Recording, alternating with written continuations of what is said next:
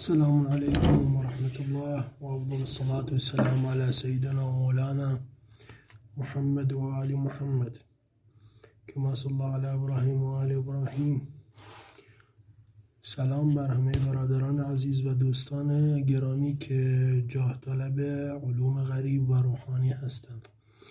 برادرانی که میخوان از علوم غریب استفاده کنند و روحانیت هر یک انسان، لطفاً به همه چیز توجه کنید. برادران، این علومیه که هر انسانی میتونه به اون پی ببره، ولی اینجا چیز خاصی که هست باید کامل و با دقت یاد بگیرید که ما چی هست و چگونه هست و چجور باید تدریس بدیم و به شما یاد میدیم.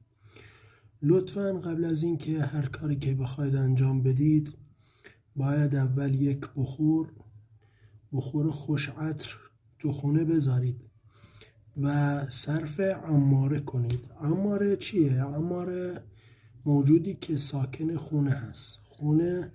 موجودی که ساکن خونه هست یک نوع جن هست و تو هر خونه ای اینجور موجودی هست.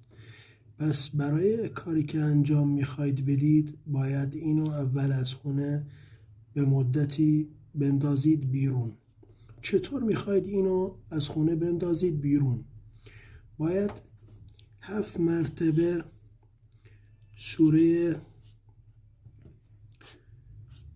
زلزال رو بخونید تا 80 تا.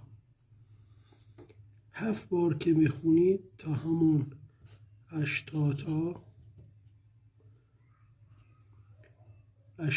رو هر بار که سوره رو بخونید 3 بار تکرار می کنید.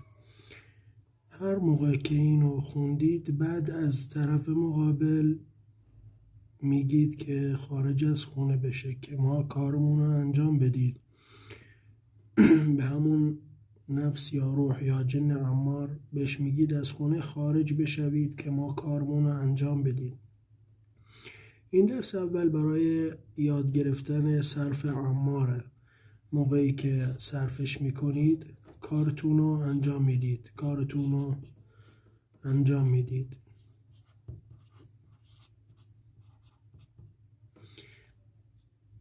بعد در مورد وقت و ساعت و روز و طالع و همه چیز با هم حرف میزنیم. کلاس اول امروز فقط در مورد صرف